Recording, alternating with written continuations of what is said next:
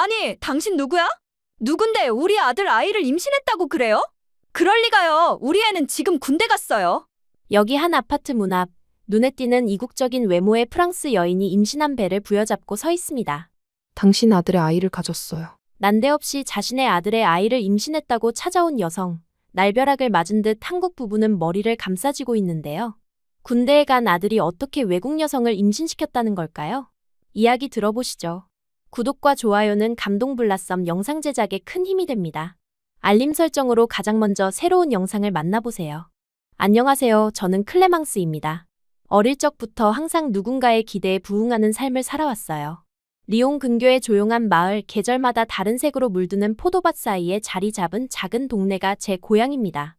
어머니는 초등학교 교사였고 아버지는 고등학교 물리 선생님이셨어요. 두 분 모두 교육의 가치를 무엇보다 소중히 여기셨고 그런 집안에서 자란 저는 자연스럽게 모범생이라는 틀 안에 자리 잡았습니다. 아침 6시 30분, 매일 같은 시간에 일어나 책상에 앉아 전날 배운 내용을 복습하는 것으로 하루를 시작했어요. 부모님께서는 제가 스스로 이런 습관을 들이기를 바라셨지만 사실 그건 어린 시절부터 계속된 무언의 압박이었습니다. 클레망스, 넌 특별한 아이야. 다른 아이들과는 달라. 어머니의 이 말은 칭찬인 동시에 제게는 짐이기도 했어요. 초등학교 시절, 친구들이 놀이터에서 뛰어놀 때 저는 주로 교실에 남아 책을 읽거나 선생님 심부름을 자처했습니다. 중학교에 들어서면서부터는 수녀 클레망스라는 별명이 따라다녔어요. 제가 미사에 빠지지 않고 참석했기 때문이기도 했지만 주로 제 조용하고 진중한 성격을 빗대어 붙여진 이름이었습니다. 친구들은 제 뒤에서 절 두고 지루한 천사라고 수군거렸어요.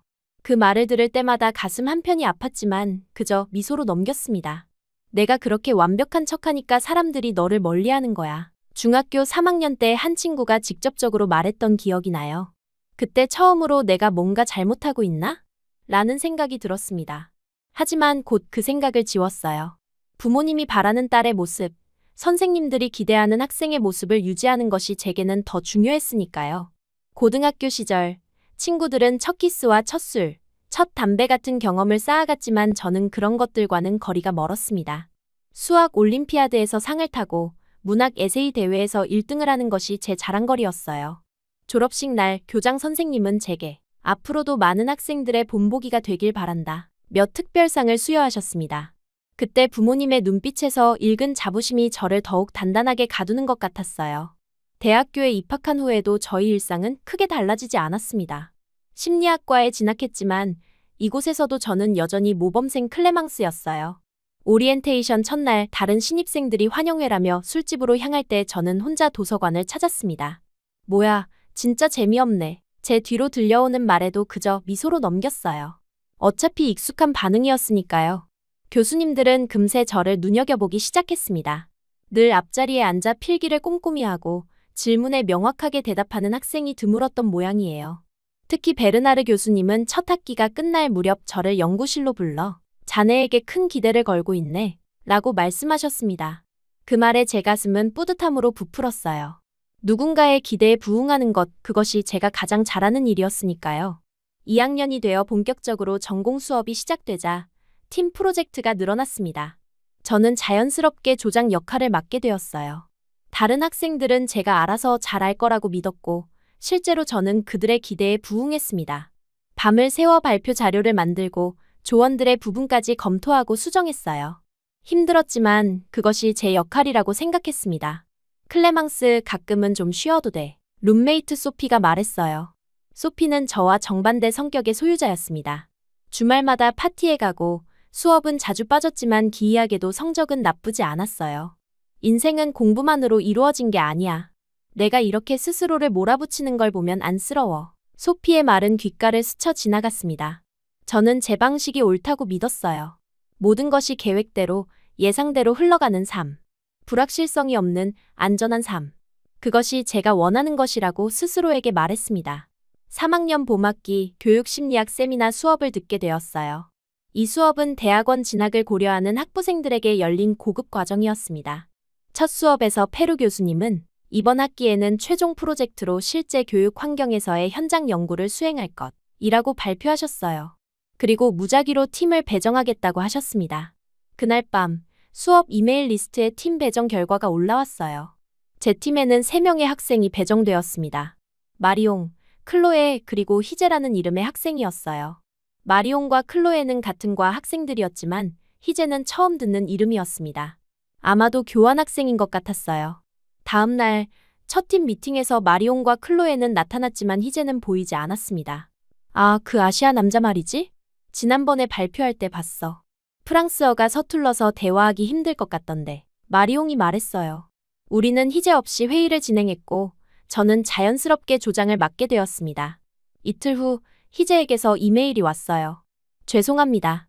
아르바이트 때문에 첫 미팅에 참석하지 못했습니다. 다음 미팅 일정을 알려주시면 꼭 참석하겠습니다. 짧고 간결한 메일이었지만 프랑스어 문법이 완벽하지는 않았습니다. 저는 다음 미팅 일정을 알려주며 필요한 자료들을 첨부했어요. 그렇게 며칠이 지나고 저는 독서실에서 밤늦게까지 공부하고 있었습니다. 독서실은 사람들로 가득 차 있었어요. 집중해서 책을 읽고 있는데 옆자리에서 갑자기 코 고는 소리가 들려왔습니다. 고개를 돌려보니 옆자리의 학생이 책상에 엎드려 잠들어 있었어요. 너무 시끄러워서 집중이 안 됐습니다. 자리를 옮기려고 일어나는데 졸음에 겨워 움직임이 둔했나 봐요. 팔꿈치가 책상에 부딪혔고 그 충격에 잠들어 있던 그 학생 건드렸습니다. 아, 죄송해요. 라고 말하며 고개를 들어보니 그곳에는 동양인 남학생이 놀란 표정으로 저를 바라보고 있었어요. 괜찮아요. 오히려 깨워줘서 고마워요. 그는 어눌한 프랑스어로 말했습니다. 그의 발음은 서툴렀습니다. 저 코 골았나요? 죄송해요. 그 순간 저는 그가 누군지 알아챘습니다. 조원, 희재였어요. 하지만 낯선 남자와 갑자기 대화하는 건 당황스러웠습니다. 남자들과 대화하는 것에 익숙하지 않았고 특히 외국인과는 더더욱 그랬어요. 죄송해요, 바빠서 라고 말하며 서둘러 그 자리를 피했습니다. 그날 밤 기숙사로 돌아오는 길에 왠지 모를 불편함이 느껴졌어요. 희재에게 너무 무례하게 반응한 건 아닐까 하는 생각이 들었습니다. 제가 너무 예민하게 반응한 것 같았어요. 하지만 이내 그런 생각을 떨쳐냈습니다. 학업에 집중해야 했으니까요. 그로부터 며칠 후 교육심리학 세미나 수업 시간에 페루 교수님이 발표했어요. 다음 주부터는 팀별 미팅 시간을 가질 예정입니다. 각 팀은 프로젝트 진행 상황을 보고해주세요. 수업이 끝나고 마리옹과 클로에 그리고 희재와 함께 모여 일정을 조율했습니다. 저는 주말에 아르바이트가 있어서 토요일과 일요일은 어려워요. 희재가 말했어요. 마리옹은 얼굴을 찌푸렸습니다. 나는 평일에는 다른 수업이 많아서 저녁 시간만 가능해. 클로에도 비슷한 상황이었어요. 결국 저희 팀은 일정을 맞추기가 쉽지 않았습니다. 그럼 어떡하지? 저도 모르게 한숨이 나왔어요. 모든 팀 프로젝트가 그렇듯 일정 조율이 가장 큰 문제였습니다. 다른 수업과 도서관 근로 그리고 자원봉사 활동까지 제 스케줄도 빡빡했어요. 그때 희재가 제안했습니다. 제가 일하는 카페에서 회의하는 건 어떨까요? 제 근무 시간에 맞춰서요. 조용한 구석자리가 있어서 대화하기 좋아요. 마리옹과 클로에는 서로 눈빛을 교환하더니 빠르게 동의했습니다. 좋은 생각이야. 마침 그 근처에 볼 일도 있었는데 갑작스러운 제안에 당황했지만 저도 어쩔 수 없이 동의했어요. 알겠어요. 그럼 언제가 좋을까요? 희재는 다음 날 오후 4시가 어떻겠냐고 제안했고 모두 동의했습니다. 미팅이 끝나고 돌아가는 길에 클로에가 내 옆으로 다가왔어요. 클레망스, 너 정말 한 번도 카페에 가본 적 없어? 우리 과 애들은 시험 기간만 되면 다 카페에 모여서 공부하는데. 클로에의 말에 저는 고개를 저었습니다. 사실 대학에 와서도 저는 기숙사와 도서관만 오갔어요. 카페는 시끄럽고 집중하기 어려운 곳이라고 생각했으니까요. 너무 긴장하지 마. 그냥 평범한 장소야. 그리고 희재? 그 애 꽤 괜찮아 보여. 열심히 하는 것 같던데. 클로에의 말에 저는 애매하게 웃으며 넘겼습니다. 사실 희재에 대해선 거의 아는 게 없었어요. 그저 교환학생이라는 것 그리고 아르바이트를 한다는 것 정도였습니다. 다음 날 약속 시간보다 30분 일찍 카페 앞에 도착했어요. 르페티 코인이라는 이름의 아담한 카페였습니다. 파스텔톤의 외관과 나무로 된 문이 아늑한 느낌을 주었어요. 하지만 문을 열고 들어가려다 잠시 망설였습니다. 생전 처음 혼자서 카페에 가는 거였으니까요. 깊게 숨을 들이쉬고 용기를 내어 문을 열었어요. 카페 안은 생각보다 조용했습니다. 오후 시간이라 손님이 많지 않았나 봐요. 구석에 자리를 잡고 앉아 팀 프로젝트 자료를 꺼내 정리하기 시작했습니다. 어서 오세요. 카운터에서 익숙한 목소리가 들려왔어요. 고개를 들어보니 희재가 앞치마를 두르고 서 있었습니다. 그는 제게 미소를 지었어요. 먼저 오셨네요. 음료 추천해 드릴까요? 저는 당황해서, 저는 그냥 물이면 돼요. 라고 대답했습니다. 카페 메뉴에 익숙하지 않았고, 솔직히 말하면 커피를 마셔본 적도 거의 없었어요. 희재는 고개를 갸웃하더니, 처음 오시는 분께는 저희 시그니처 라벤더 카페 라떼를 추천해요. 달지 않고 향이 좋아요. 라고 말했습니다. 거절하기 어려워 그냥 고개를 끄덕였어요. 몇 분 후 희재는 예쁜 머그잔에 담긴 라벤더 향기가 은은히 퍼지는 커피를 가져왔습니다. 서비스예요. 처음 오신 분께 드리는 웰컴 드링크라고 생각해주세요. 그 순간 처음으로 희재의 얼굴을 제대로 바라봤어요.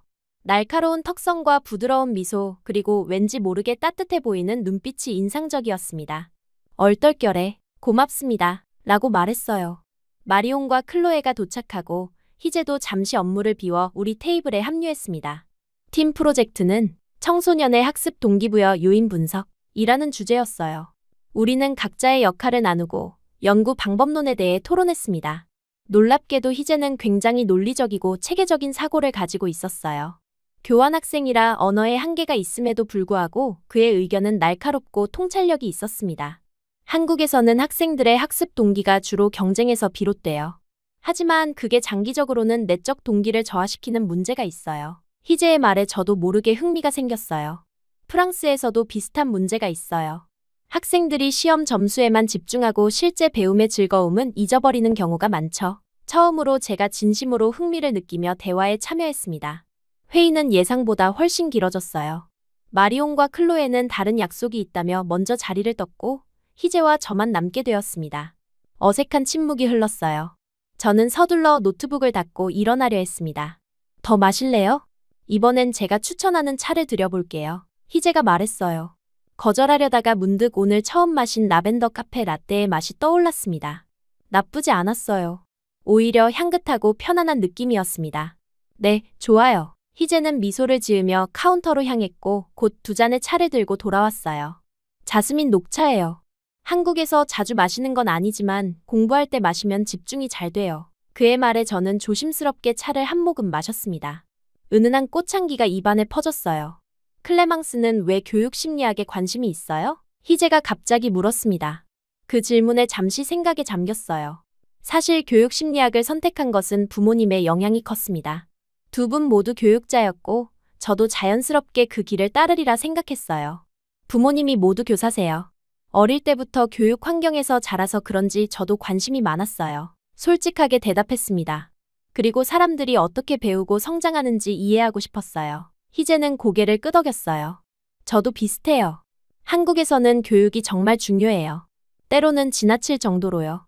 그래서 더 나은 교육 방법을 연구하고 싶었어요. 그의 말에 공감이 갔습니다. 프랑스도 교육을 중시하는 문화가 있으니까요. 한국은 어떤 곳인가요? 궁금증이 생겨 물었어요. 희재의 눈이 반짝였습니다. 그는 한국의 빠른 도시 생활과 발달된 기술 그리고 음식 문화에 대해 열정적으로 이야기했어요. 그의 말 한마디 한마디가 마치 다른 세계로의 초대장 같았습니다. 한국에서는 학생들이 밤늦게까지 공부해요. 경쟁이 정말 심하거든요.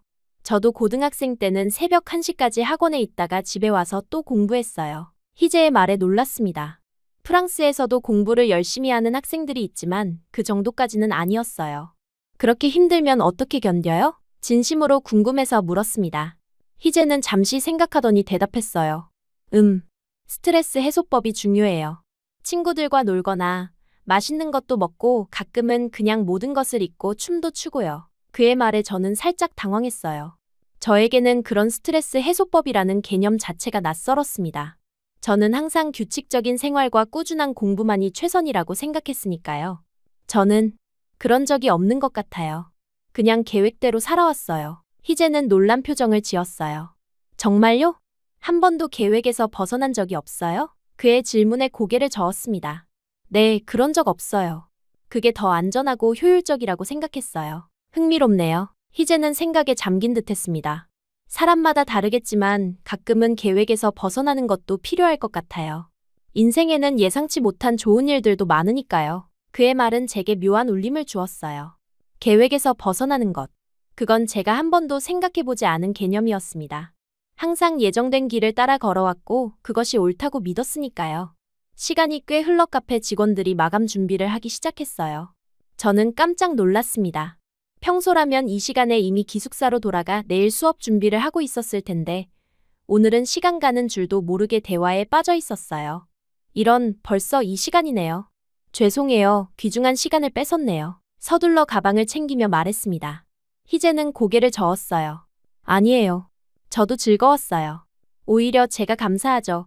좋은 대화 상대가 되어주셔서. 카페를 나서는 순간 문득 이상한 감정이 밀려왔어요. 오늘 하루는 제 일상에서 벗어난 시간이었습니다. 낯선 카페, 처음 마신 라벤더 라떼, 그리고 한국이라는 멀고도 가까운 나라에 대한 이야기. 모두 제 계획에 없던 것들이었어요. 기숙사로 돌아가는 길, 평소와는 다른 감정이 마음 한켠을 차지했습니다. 이것이 바로 희재가 말한 계획에서 벗어나는 것의 느낌인 걸까요? 낯설었지만 이상하게도 나쁘지 않았어요. 오히려 새롭고 신선했습니다. 그날 밤, 평소보다 늦게 잠자리에 들면서도 마음은 이상하게 편안했어요. 눈을 감으면 희재의 웃는 얼굴과 자스민 차 향기가 떠올랐습니다. 그리고 조용히 깨달았어요. 내 인생에 아주 작지만 의미 있는 균열이 시작되고 있다는 것을요. 다음 날 아침 강의실로 향하는 길에 문득 희재의 얼굴이 떠올랐습니다. 어제 그와 나눈 대화, 라벤더 라떼의 향기, 그의 웃는 모습이 자꾸만 생각났어요. 평소에 저라면 절대 허용하지 않았을 감정이었습니다. 교육심리학 세미나 수업이 시작되고 팀별로 앉아 토론하는 시간이 왔어요. 희재는 지각했지만 조용히 들어와 제 옆자리에 앉았습니다. 죄송합니다. 늦었네요. 그가 속삭였어요. 평소라면 지각한 팀원에게 조금 날카롭게 대했을 텐데 이상하게도 화가 나지 않았습니다. 괜찮아요. 방금 시작했어요. 작은 목소리로 대답했어요. 그의 손에 들린 종이 봉투가 눈에 들어왔습니다. 희재는 수줍게 웃으며 봉투를 슬쩍 제 가방 옆에 밀어 넣었어요. 어제 말씀드린 자스민 차예요. 집에서도 드실 수 있게 티백으로 가져왔습니다. 예상치 못한 선물에 당황했지만 묘하게 마음이 따뜻해졌어요. 고마워요. 짧게 답했지만 내심 기뻤습니다. 수업이 끝나고 팀원들이 모두 자리를 떴을 때 희재가 다시 한번 말을 걸었어요. 클레망스, 혹시 주말에 시간 있으세요? 팀 프로젝트 자료 좀 더 찾아보려고 하는데요. 주말에는 보통 기숙사에서 다음 주 수업 준비를 하는 시간이었습니다. 하지만 이번엔 다른 대답이 제 입에서 나왔어요. 네, 시간 있어요. 그 주말 우리는 대학 도서관이 아닌 시내 중심가의 작은 서점 카페에서 만났습니다. 희재는 서가를 둘러보며 몇 권의 책을 골랐어요. 이 책들에 청소년 교육 동기에 관한 좋은 연구들이 있어요. 한국어로도 번역된 책인데 정말 도움이 됐어요. 저는 그의 열정적인 모습에 감탄했습니다. 희재는 외국인 학생임에도 불구하고 프랑스 교육 시스템과 심리학 연구에 깊은 관심을 갖고 있었어요. 어떻게 이런 책들을 다 알고 있어요? 프랑스어로 된 전문 서적인데. 희재는 웃으며 말했습니다. 한국에서도 교육 심리학을 전공했어요. 그리고 프랑스에 오기 전에 많이 준비했고요. 제가 관심 있는 분야니까요. 그의 성실함과 열정이 새삼 놀라웠어요. 책을 찾고 자료를 정리한 후 희재는 조금 쉬었다 할까요? 라며 카페 구석의 테이블로 저를 안내했습니다. 평소라면 휴식 없이 계속 공부했겠지만 이번에는 그의 제안을 따랐어요. 한국에서는 공부할 때 어떻게 쉬어요? 문득 궁금해서 물었습니다. 희재의 눈이 반짝였어요. 보통은 친구들과 잠깐 놀거나 맛있는 거 먹으러 가요. 아니면 그냥 잠깐 노래 들으면서 산책하기도 하고요. 저는 쉬는 법을 잘 모르는 것 같아요. 솔직하게 고백했습니다. 항상 계획대로 움직이고 시간을 최대한 효율적으로 쓰려고 해서요. 희재는 잠시 생각에 잠기더니 말했어요. 효율성도 중요하지만 가끔은 마음이 원하는 대로 하는 것도 필요해요. 그게 오히려 더 좋은 결과를 가져올 때도 있어요. 그의 말에 고개를 갸웃했습니다. 제게는 낯선 개념이었으니까요. 한번 해볼래요? 지금 당장 하고 싶은 일이 뭐예요? 희재가 물었어요. 잠시 생각했습니다. 평소라면 절대 하지 않았을 질문이었어요. 하고 싶은 일? 그건 항상 해야 할 일 뒤로 미뤄두었던 개념이었습니다. 사실 맛있는 디저트가 먹고 싶어요. 부끄러운 듯 대답했어요. 항상 건강한 식단을 유지하던 제게는 달콤한 음식은 사치였습니다. 희재는 환하게 웃으며 일어났어요. 그럼 가죠. 이 근처에 정말 맛있는 타르트 가게가 있어요. 그렇게 우리는 계획에 없던 디저트 가게로 향했습니다. 화려한 과일 타르트와 초콜릿 무스, 마카롱까지. 평소라면 지나쳤을 달콤한 유혹들이 눈앞에 펼쳐졌어요. 무엇을 고를지 모르겠네요. 희재는 망설임 없이 여러 종류의 디저트를 주문했습니다. 다 같이 조금씩 나눠 먹어요. 이게 바로 한국식 디저트 먹는 방법이에요. 그의 말에 웃음이 나왔어요. 처음으로 계획 없이 그저 순간의 즐거움을 위해 무언가를 하는 기분이었습니다. 디저트를 먹으며 우리는 공부가 아닌 다른 이야기를 나누기 시작했어요. 희재는 한국의 생활, 가족 이야기, 그리고 프랑스에 오게 된 계기까지 자연스럽게 풀어냈습니다. 사실 저는 어릴 때부터 프랑스 문화에 관심이 많았어요. 특히 교육 시스템이요. 저도 모르게 제 이야기를 하기 시작했어요. 교사 부모님 밑에서 자란 이야기, 항상 모범생이어야 했던 부담감, 그리고 한 번도 부모님의 기대에서 벗어나 본 적 없는 삶에 대해서요. 가끔은 다른 삶을 살아보고 싶다는 생각이 들어요. 하지만 어떻게 시작해야 할지 모르겠어요. 희재는 진지하게 제 이야기를 들어주었습니다. 첫 발걸음을 내딛는 건 항상 어려워요. 하지만 지금처럼요. 작은 일부터 시작하면 돼요. 오늘 디저트를 먹으러 온 것처럼요. 그날 이후 희재와 저는 팀 프로젝트 외에도 자주 만나기 시작했어요. 때로는 미술관에 가기도 하고 때로는 그냥 센 강변을 따라 산책하기도 했습니다. 제 인생에서 처음으로 계획에 없던 시간들이 쌓여갔어요. 프로젝트가 끝났을 때 희재는 작은 축하 자리를 제안했습니다. 이제 스트레스 푸는 법도 배워야죠. 간단하게 한잔할까요? 평소라면 단번에 거절했을 제안이었어요. 술이라는 건 제 생활과는 거리가 먼 것이었으니까요. 하지만 그날따라 왠지 거절하고 싶지 않았습니다. 네, 좋아요. 제 대답에 희재는 살짝 놀란 표정을 지었어요. 아마 거절을 예상했던 모양이었습니다. 우리는 조용한 와인바를 찾았어요. 붉은 벽돌벽과 나무 테이블, 은은한 조명이 아늑한 분위기를 자아내는 곳이었습니다. 희재는 와인에 대해 조금 아는 듯했어요. 가볍고 달콤한 화이트 와인이 처음 마시는 분께 좋아요. 처음 입에 댄 와인은 예상과 달리 상큼하고 달콤했습니다. 천천히 한 모금, 두 모금 마시다 보니 어느새 몸이 따뜻해지고 마음이 가벼워졌어요. 생각보다 괜찮네요. 희재는 웃으며 말했습니다. 그렇죠? 적당히 마시면 긴장도 풀리고 좋아요.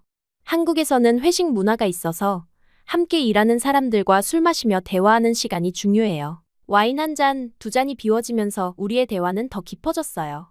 희재는 한국으로 돌아가야 하는 이유에 대해 말했습니다. 남자라면 누구나 가야 하는 군대가 있어요. 교환학생 기간이 끝나면 입대해야 해요. 얼마나 오래 있어야 하는데요? 걱정스럽게 물었어요. 희재는 조금 우울한 표정으로 대답했습니다. 18개월이요. 그동안은 외부와 연락도 제한적이고 휴가도 몇 번 안 돼요. 그 말을 듣는 순간 묘한 감정이 밀려왔어요. 이제 막 시작된 우리의 관계가 곧 끝날 수도 있다는 생각에 가슴이 아팠습니다. 그럼 우리는 어떻게 되는 거예요? 희재는 제 손을 살며시 잡았어요. 솔직히 저도 잘 모르겠어요. 하지만 지금 이 순간만큼은 함께 있고 싶어요. 그의 진심 어린 말에 눈시울이 뜨거워졌습니다. 와인의 영향인지 감정이 북받쳐서인지 저도 모르게 제 마음을 솔직하게 털어놓았어요. 희재 씨를 만나기 전까지는 이런 감정을 느껴본 적이 없어요. 처음이에요. 이런 나 처음이에요. 희재의 눈빛이 깊어졌습니다. 그는 조용히 제게 다가와 키스했어요. 첫 키스였습니다. 따뜻하고 달콤하고 그리고 조금은 슬픈 키스였어요. 그 순간 제 인생의 모든 계획과 규칙이 무너지는 것 같았습니다. 하지만 이상하게도 두렵지 않았어요. 그날 밤 희재의 작은 아파트에서 우리는 서로에게 모든 것을 내어주었습니다. 계획하지 않았던, 예상하지 못했던, 하지만 가장 진실된 순간이었어요. 그의 품 안에서 저는 처음으로 진정한 자유를 느꼈습니다. 다음 날 아침, 희재의 품에서 눈을 떴을 때 잠시 혼란스러웠어요. 이전에 클레망스라면 상상도 할 수 없었던 상황이었으니까요. 하지만 곧 희재의 따뜻한 미소가 모든 혼란을 씻어내렸습니다. 아침이에요. 잘 잤어요? 우리는 그의 작은 부엌에서 함께 아침을 준비했어요. 희재는 한국식 계란말이와 토스트를 만들었고 저는 프랑스식 카페오레를 내렸습니다. 이상하게도 어색함 없이 자연스러웠어요. 마치 오래전부터 일했던 것처럼요. 그날 이후 우리는 연인이 되었습니다. 소피는 제 변화를 금세 알아챘어요. 클레망스, 요즘 표정이 달라졌어. 연애하는 거지? 부끄러운 미소로 대답을 대신했습니다. 하지만 행복은 오래가지 못했어요. 희재의 교환학생 기간은 빠르게 다가오고 있었고 저는 부모님께 희재의 존재를 알려야 한다고 생각했습니다. 주말에 집에 가서 저녁 식사 자리에서 조심스럽게 꺼냈어요. 엄마, 아빠, 제가 만나는 사람이 있어요. 포크를 든 부모님의 손이 멈췄습니다. 한국에서 온 교환학생인데 정말 좋은 사람이에요. 다음에 같이 저녁 먹으면 어떨까요? 예상치 못한 침묵이 흘렀어요. 아버지가 먼저 입을 열었습니다. 한국인이라고? 교환학생? 그럼 곧 한국으로 돌아가는 거 아니야? 어머니도 걱정스러운 눈빛으로 저를 바라봤어요. 클레망스, 그런 사람과 어떻게 미래를 계획할 수 있니? 아직 미래까지는 생각 안 했어요. 그냥 지금 정말 행복해요. 솔직하게 대답했지만 부모님의 표정은 더욱 심각해졌습니다. 아버지는 손으로 식탁을 쳤어요. 넌 항상 계획이 있었잖아. 대학원 진학, 교수가 되는 꿈. 이런 일탈이 그 모든 걸 망칠 수 있어. 어머니는 조금 더 부드럽게 말했지만 본질적으로는 같았습니다. 클레망스, 우리가 널 위해 얼마나 많은 것을 준비했는지 알잖니? 이제 와서 모든 걸 망치면 어쩌니? 가슴이 무너져 내렸어요. 부모님의 반응은 예상했지만 이렇게 강경할 줄은 몰랐습니다. 사랑이 어떻게 제 미래를 망칠 수 있어요? 저는 여전히 공부하고 있고 성적도 좋아요. 아버지는 화를 참지 못하고 일어났어요. 사랑? 그게 뭔지나 알아? 몇 달 지나면 끝날 일시적인 감정이야.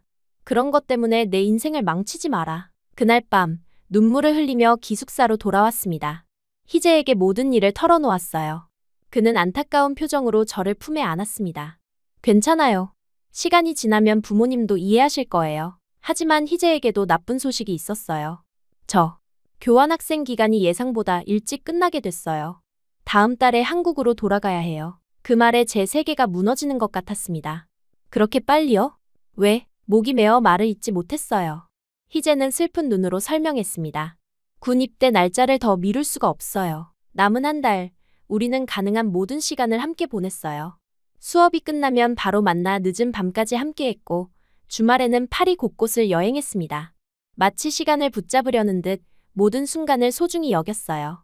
희재의 출국 전날 밤, 우리는 에펠탑이 보이는 작은 공원 벤치에 앉아 있었습니다. 18개월 동안 기다릴 수 있어요? 희재가 물었어요. 망설임 없이 고개를 끄덕였습니다. 기다릴게요.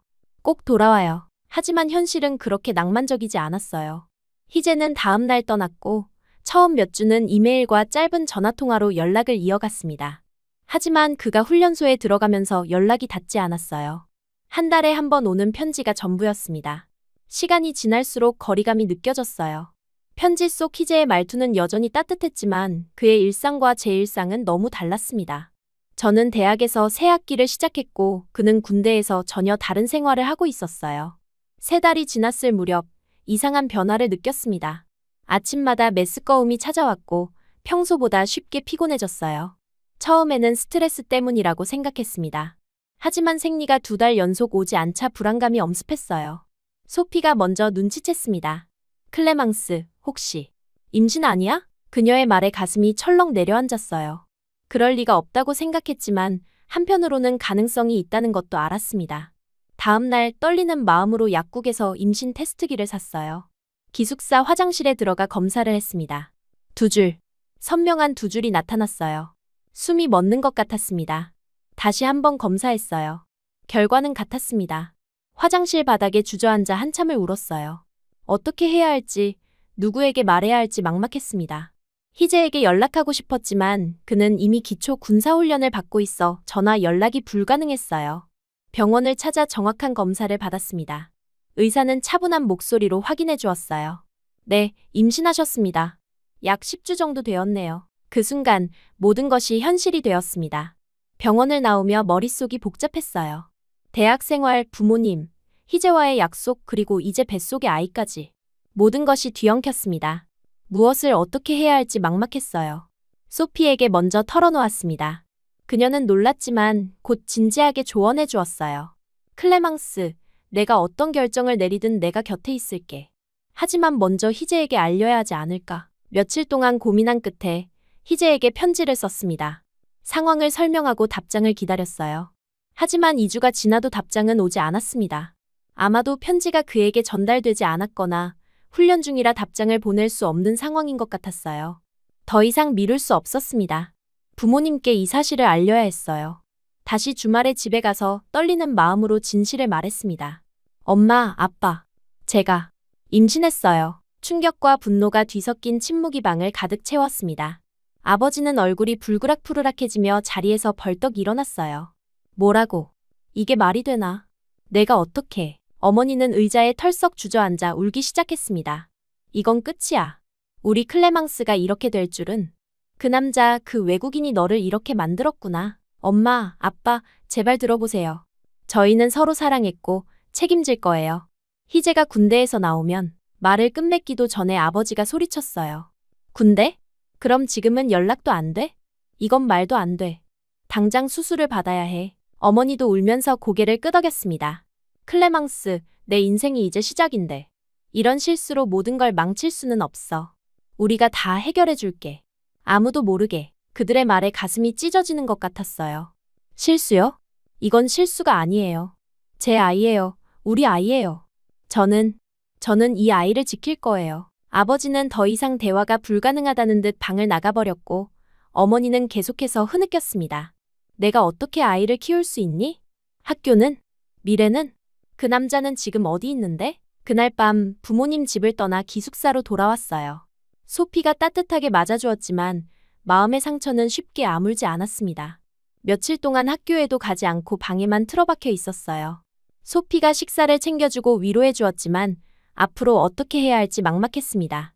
희재에게 연락이 닿지 않는 상황에서 혼자 모든 결정을 내려야 한다는 사실이 두려웠어요. 한 주가 지나고 조금씩 마음을 추스르기 시작했습니다. 처음으로 병원에서 초음파 검사를 받았어요. 작은 화면 속에서 희미하게 보이는 생명체. 그것이 제 아이라고 생각하니 묘한 감정이 밀려왔습니다. 두려움과 설렘 그리고 강한 책임감이 뒤섞였어요. 학교로 돌아가는 것도 쉽지 않았습니다. 임신 사실이 알려지면 어떤 시선을 받게 될지 교수님들은 어떻게 생각할지 걱정됐어요. 하지만 더 이상 숨을 수는 없었습니다. 우선 베르나르 교수님께 상황을 설명하기로 했어요. 교수님의 연구실을 찾아갔을 때 그분은 제 표정만 보고도 무언가 심각한 일이 있다는 것을 알아차리셨습니다. 클레망스, 무슨 일이 있나? 최근에 수업에 자주 빠지던데. 떨리는 목소리로 상황을 설명했어요. 임신 사실, 희재가 한국에 돌아간 것, 부모님과의 갈등까지 모든 것을 털어놓았습니다.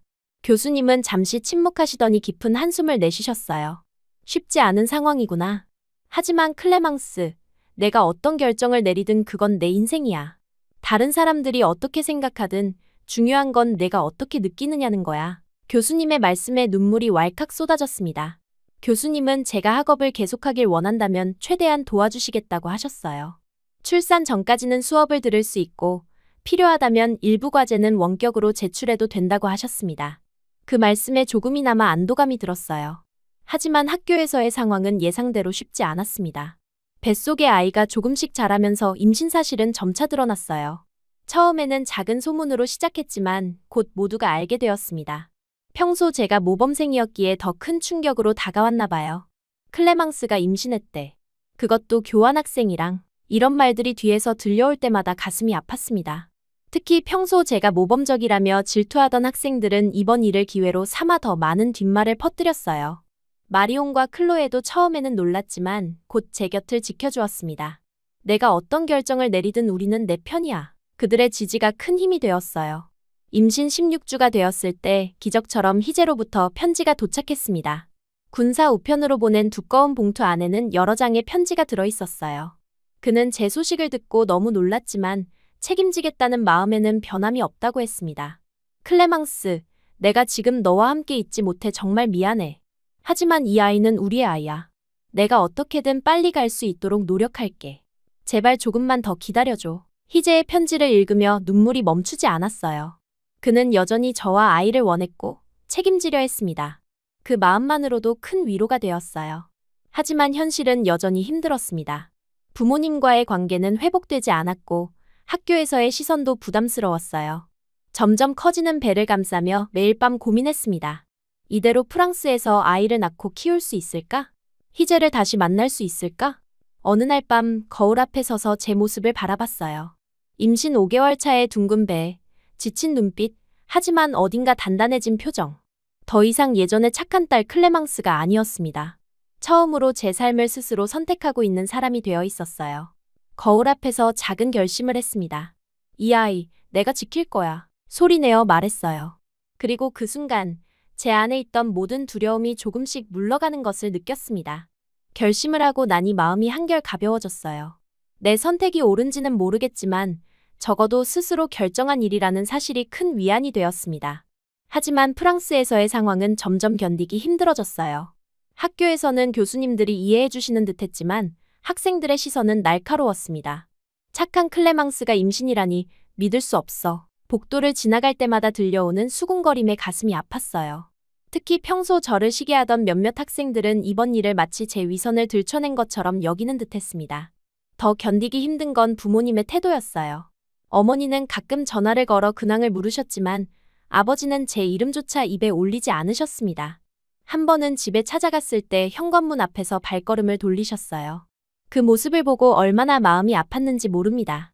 임신 6개월 차가 되었을 때 더 이상 숨길 수 없는 상황이 되었어요.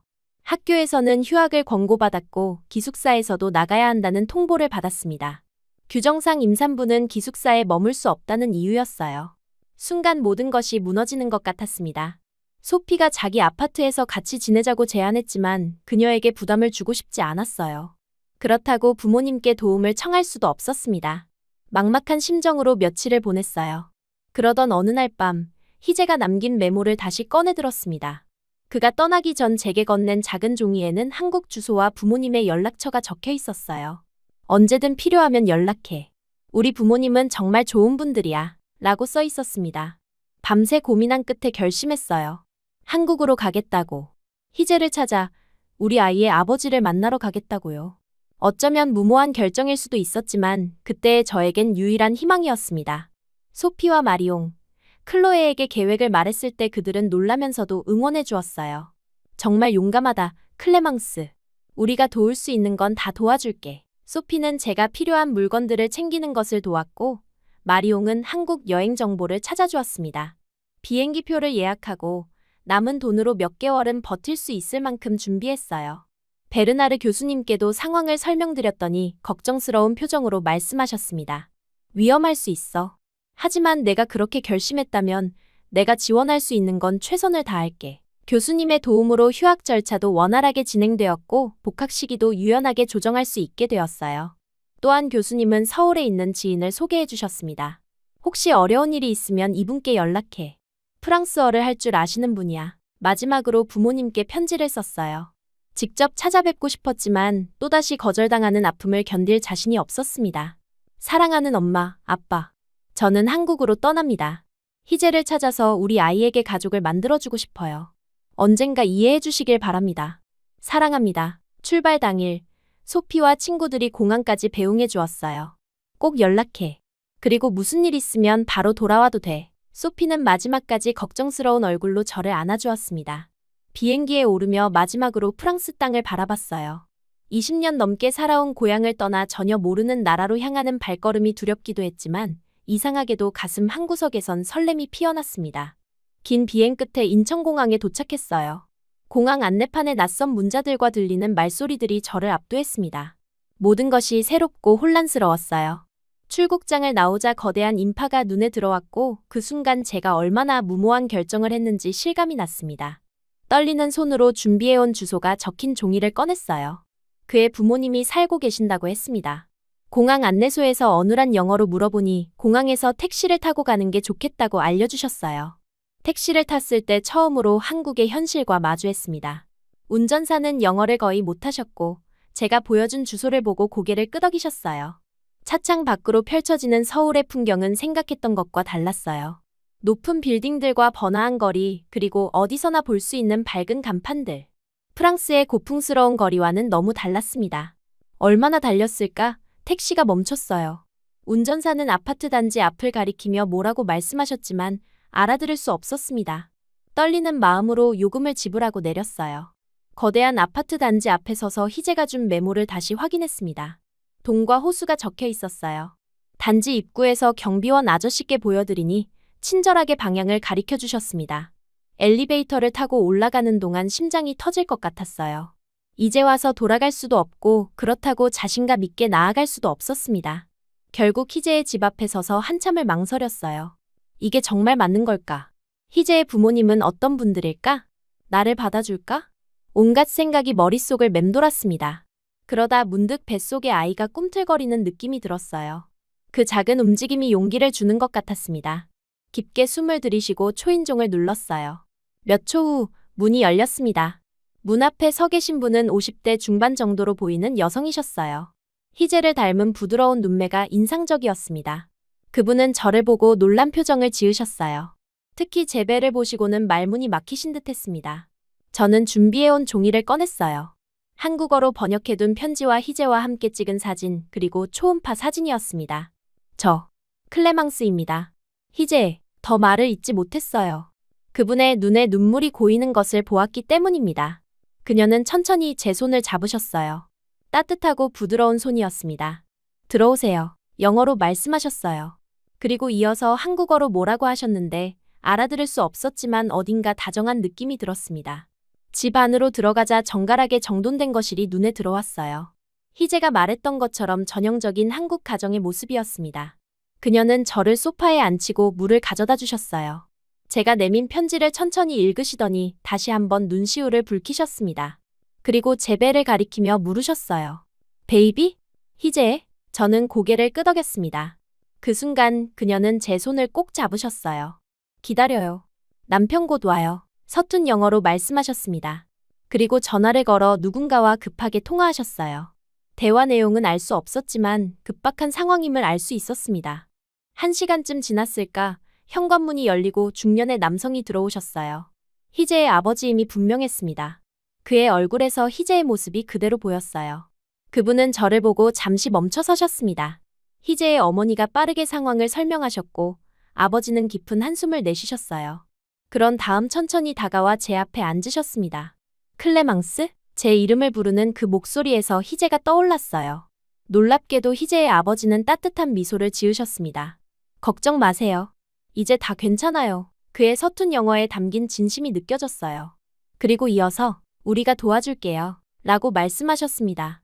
그날 밤 희재의 부모님은 제게 게스트룸을 내어주셨어요. 어머니는 계속해서 제 상태를 걱정하셨고 뭔가를 먹으라며 음식을 내오셨습니다. 언어는 통하지 않았지만 그분의 따뜻한 마음은 충분히 느껴졌어요. 다음 날 아침, 아버지는 제게 군대에 있는 희재에게 연락을 취해보겠다고 말씀하셨습니다. 어려울 수 있어요.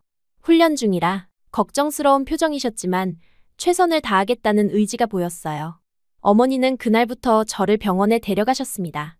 산부인과에서 제 상태를 확인하고 앞으로의 출산 계획을 세우는 일이었어요. 의사와의 대화는 어머니가 통역해 주셨습니다. 때로는 번역 앱을 사용하기도 했어요. 한국 병원은 프랑스와 다를 수 있어요. 하지만 걱정 마세요. 제가 엄마처럼 대해줄게요. 어머니의 그 말에 눈물이 왈칵 쏟아졌습니다. 낯선 땅에서 이런 따뜻함을 느낄 수 있을 거라고는 생각도 못했어요. 일주일이 지났을 무렵 기적처럼 희재에게서 전화가 왔습니다. 군대에서 특별히 허락을 받아 걸려온 전화였어요. 수화기 너머로 들려오는 희재의 목소리는 떨리고 있었습니다. 클레망스? 정말 너야? 그의 목소리를 듣자마자 눈물이 쏟아졌어요. 응, 나야. 한국에 왔어. 내 부모님이 정말 잘해주고 계셔. 희재는 잠시 말을 잇지 못했습니다. 그도 울고 있었어요. 미안해. 정말 미안해. 내가 그런 상황에 혼자 있었다니. 어떻게 이런 일이. 괜찮아. 이제 여기 왔으니까. 우리 아이는 건강해. 걱정 마. 제 말에 희재는 더욱 흐느꼈습니다. 그리고 마지막으로 곧 휴가를 신청할게. 꼭 만나자. 라고 말했어요. 그 통화 이후 저는 조금씩 한국 생활에 적응해 나갔습니다. 어머니는 매일 아침 한국 음식을 만들어주셨고 저도 조금씩 맛에 익숙해졌어요. 김치는 처음엔 너무 맵고 싱겁게 느껴졌지만 시간이 지나면서 그 맛의 깊이를 알게 되었습니다. 아버지는 매일 저녁 귀가하시면 영어 공부를 하셨어요. 저와 더 잘 소통하기 위해서였습니다. 클레망스, 오늘 기분 어때요? 서툰 영어로 물으시는 그 모습이 너무 감사했어요. 두 분 모두 제 상황을 이해하고 받아들여 주셨습니다. 때로는 희재에 대한 이야기를 해주시기도 했어요. 어릴 적 사진을 보여주시며 희재가 어릴 때부터 책임감 강했어요. 라고 말씀하셨습니다. 한 달이 지났을 무렵 희재가 특별 휴가를 받아 집에 돌아왔어요. 문이 열리고 그가 들어서는 순간 시간이 멈춘 것 같았습니다.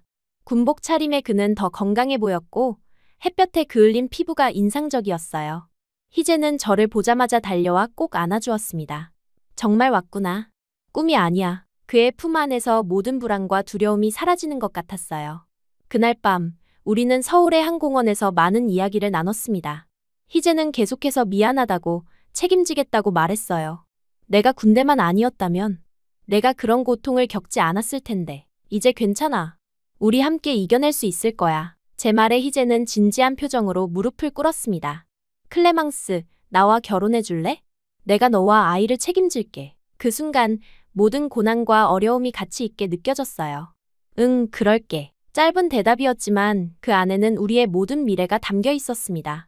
희재의 휴가는 일주일뿐이었어요. 그 짧은 시간 동안 우리는 혼인신고를 하고 앞으로의 계획을 세웠습니다. 희재는 군 복무를 마치면 학업을 계속하겠다고 했고, 저도 한국에서 프랑스어 교사로 일할 수 있을 것 같다고 생각했어요. 내 부모님께도 알려야 해. 희재의 말에 가슴이 아팠습니다. 부모님과의 관계는 여전히 냉랭했어요. 몇 번 이메일을 보냈지만 답장은 오지 않았습니다. 시간이 필요하실 거야. 언젠가는 이해해 주실 거라고 믿어. 희재에게 그렇게 말했지만 실은 저도 확신이 없었어요. 부모님의 실망이 너무 컸으니까요. 희재가 다시 부대로 복귀한 후 저는 본격적인 출산 준비를 시작했습니다. 어머니는 매일 저를 산부인과에 데려가셨고 태교 클래스에도 함께 참여하셨어요.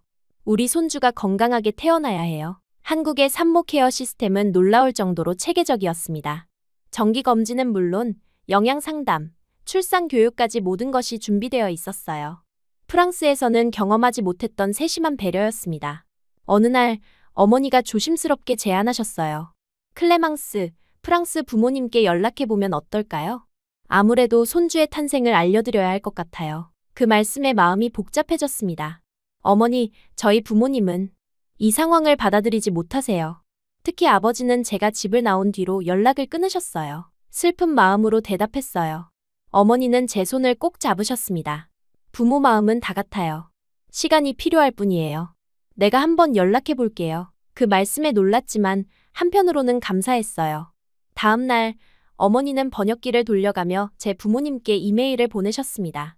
프랑스어와 한국어가 뒤섞인 어색한 문장들이었지만 그 안에 담긴 진심은 분명했어요.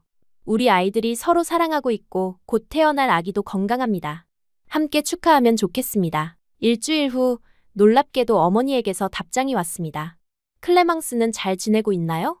아기는 건강한가요? 짧은 문장이었지만 그것만으로도 큰 위안이 되었어요. 그날부터 양가 부모님 사이에 조심스러운 소통이 시작되었습니다.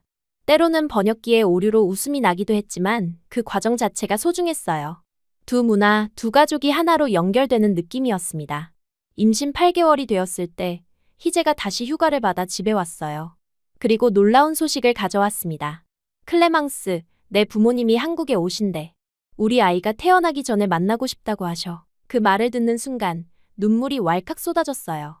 포기했던 희망이 다시 살아나는 느낌이었습니다. 정말? 어떻게 그런 일이? 희재는 웃으며 설명했어요. 우리 어머니가 정말 열심히 설득하셨나 봐. 매일 이메일 보내고 가끔은 전화도 하셨대.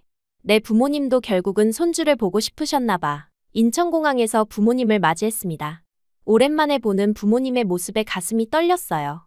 어머니는 저를 보자마자 달려와 안아주셨고 아버지는 잠시 망설이다가 천천히 다가오셨습니다. 클레망스, 잘 지냈니? 아버지의 목소리가 떨렸어요. 그 말 한마디에 모든 것이 용서되는 것 같았습니다. 네, 아빠. 잘 지냈어요. 보고 싶었어요. 그날 저녁 양가 부모님이 한 테이블에 모였습니다. 언어는 통하지 않았지만 모두의 마음은 같았어요. 희재의 어머니는 정성껏 준비한 한국 음식을 대접하셨고 제 어머니는 프랑스에서 가져온 와인과 치즈를 내놓으셨습니다. 처음에는 어색했지만 아기 이야기가 나오자 분위기가 풀렸어요. 두 할머니는 뭐라고 서로 대화를 나누는지 알 수 없었지만 배 위에 손을 얹고 웃는 모습이 따뜻했습니다. 그날 밤 이상한 상황에 웃음이 나왔어요. 프랑스인 부모님과 한국인 시부모님 그리고 군인 희재와 임신한 저. 이 모든 것이 어떻게 가능한 일인지 신기했습니다. 문득 웃음이 터져 나왔어요. 모두가 저를 쳐다봤습니다. 미안해요. 그냥 이 상황이 너무 신기해서요. 몇 달 전만 해도 상상도 못했던 일인데 제 웃음에 모두가 함께 웃기 시작했어요. 그 순간 처음으로 진짜 가족이 된 것 같은 느낌이 들었습니다. 서로 다른 언어, 서로 다른 문화, 하지만 모두가 한 아이를 사랑하는 마음으로 연결되어 있었어요. 프랑스 아버지는 조심스럽게 희재 아버지에게 다가가 손을 내밀었습니다. Mercy. 감사합니다. 우리 딸을 돌봐주셔서. 서툰 한국어였지만 그 진심이 전해지는 순간이었어요. 희재의 아버지는 그 손을 꼭 잡으셨습니다. 당연한 일입니다. 이제 우리는 가족이니까요. 번역기를 통해 전해진 그 말에 모두의 눈시울이 붉어졌어요. 그날 밤, 저는 오랜만에 편안한 잠을 잤습니다. 더 이상 혼자가 아니라는 사실, 이제 우리 아이는 양쪽 가족의 사랑 속에서 자라게 될 거라는 확신이 가슴을 따뜻하게 했어요. 한국에서의 생활은 생각보다 빠르게 적응되어 갔습니다. 어머니는 매일 아침 저를 위해 특별한 산모 식단을 준비해 주셨어요. 미역국부터 각종 영양 보충 음식까지 한국식 산모 케어는 정성이 가득했습니다. 우리 며느리 잘 먹어야 아기도 건강해요. 라는 말씀을 자주 하셨어요. 병원 검진도 어머니와 함께 갔습니다. 한국 병원은 프랑스와 달리 산모를 위한 시설이 잘 갖춰져 있었어요. 3D 초음파로 아기의 모습을 생생하게 볼 수 있었고 의사들도 친절하게 상태를 설명해 주셨습니다. 때로는 영어를 할 줄 아는 간호사가 통역을 도와주기도 했어요. 여자아이네요. 건강하고 잘 자라고 있어요. 의사의 말을 들었을 때 눈물이 났습니다. 제 뱃속에 있는 작은 생명이 딸이라는 사실에 새삼 실감이 났어요. 옆에서 손을 잡고 계시던 어머니도 눈시울을 붉히셨습니다. 어느 날 저녁, 어머니는 저를 앉히고 조심스럽게 말씀하셨어요. 클레망스, 한국에는 산후조리원이라는 곳이 있어. 출산 후 엄마와 아기가 전문적인 케어를 받는 곳이야. 번역기를 통해 설명해 주셨습니다. 처음에는 낯선 개념이었어요. 프랑스에서는 출산 후 곧바로 집으로 돌아오는 경우가 대부분이니까요. 하지만 어머니의 설명을 들으니 안심이 되었습니다. 거기서 전문가들이 아기 돌보는 법도 가르쳐주고 엄마 몸 회복하는 것도 도와줘요. 부모님도 한국 문화에 조금씩 적응해 가셨어요. 아버지는 특히 한국 음식에 관심을 보이셨습니다. 이 김치라는 음식, 처음에는 너무 맵다고 생각했는데 이제는 매일 먹고 싶을 정도야. 아버지의 말에 모두가 웃었어요. 어머니는 희재 어머니와 요리를 교환하기 시작하셨습니다. 프랑스식 키슈와 한국식 전을 함께 만들며 언어가 통하지 않아도 요리라는 공통 언어로 소통하셨어요. 그 모습을 보는 것만으로도 행복했습니다. 출산 예정일이 가까워지면서 희재는 또 한 번 특별 휴가를 받아 집에 왔어요. 이번에는 상근 예비역 전환을 신청했다고 했습니다. 출산할 때 내가 옆에 있을 수 있을 거야. 그리고 그 후로도 매일 집에 돌아올 수 있어. 그 소식은 정말 큰 위안이 되었어요. 출산을 앞두고 남편이 곁에 있다는 것은 큰 힘이 되니까요. 희재는 매일 밤 제 배에 귀를 대고 아기에게 이야기를 해주었습니다. 아빠가 곧 만나러 갈게. 건강하게 자라고 있지? 그렇게 우리는 새로운 가족의 탄생을 준비했어요. 양가 부모님들은 함께 아기 방을 꾸미셨고 필요한 물품들을 하나하나 챙기셨습니다. 프랑스에서 가져온 인형들과 한국에서 산 옷가지들로 아기 침대를 채웠어요. 예정일보다 일주일 일찍 새벽에 갑자기 진통이 시작되었습니다. 희재는 침착하게 미리 준비해둔 가방을 들고 저를 부축했어요. 양가 부모님들도 서둘러 일어나셨고 우리는 함께 병원으로 향했습니다. 출산은 예상보다 빨리 진행되었어요. 단 3시간 만에 우리 딸이 세상에 나왔습니다.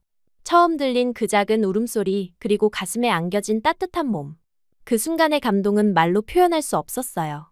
희재는 눈물을 흘리며 우리 딸을 바라봤습니다. 예쁘다. 너무 예뻐. 고마워, 클레망스. 그의 진심 어린 감사에 저도 눈물이 났어요. 이 모든 과정이 쉽지는 않았지만 이 순간을 위한 것이었다는 생각이 들었습니다.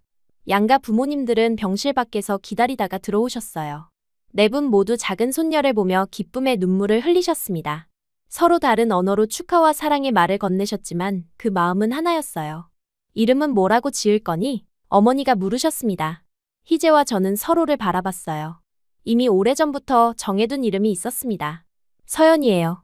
한국 이름을 가지게 하고 싶었어요. 양가 부모님들은 만족스러운 미소를 지으셨습니다. 서연. 정말 예쁜 이름이구나. 아버지의 말씀에 모두가 고개를 끄덕였어요.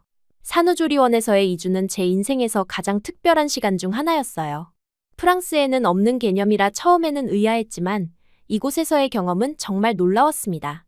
매일 아침 전문 간호사들이 아기 돌보는 법을 차근차근 알려주셨어요. 기저귀 갈기부터 목욕시키기, 모유 수유하는 방법까지. 모든 것이 처음이었지만 그들의 도움으로 조금씩 자신감이 생겼습니다. 클레망스 씨, 오늘은 아기 배꼽 소독하는 법을 배워볼게요. 간호사 김 선생님은 항상 친절하게 영어로 설명해 주셨어요. 때로는 말이 통하지 않을 때도 있었지만 그런 순간에는 시어머니가 통역을 도와주셨습니다. 산후조리원의 또 다른 장점은 산모케어였어요. 매일 받는 전신 마사지와 한방찜질은 출산으로 지친 몸을 회복시키는데 큰 도움이 되었습니다. 한국의 미역국도 처음에는 낯설었지만 모유 분비에 좋다는 말에 매일 열심히 먹었어요. 우리 며느리 잘 먹어야 젖도 잘 나와요. 라는 시어머니의 말씀이 항상 귓가에 맴돌았습니다. 특히 기억에 남는 건 다른 산모들과의 만남이었어요. 처음에는 언어 장벽 때문에 교류가 어려웠지만 아기를 통해 자연스럽게 소통하게 되었습니다. 서로의 아기를 보여주며 미소 짓는 순간 말이 필요 없다는 걸 깨달았어요. 모성이라는 공통분모가 우리를 연결해 주었습니다. 저희 시어머니도 프랑스 분이세요? 한 산모가 영어로 물어봤어요. 제 상황을 설명하자 모두들 놀라워했습니다. 정말 용감하시네요.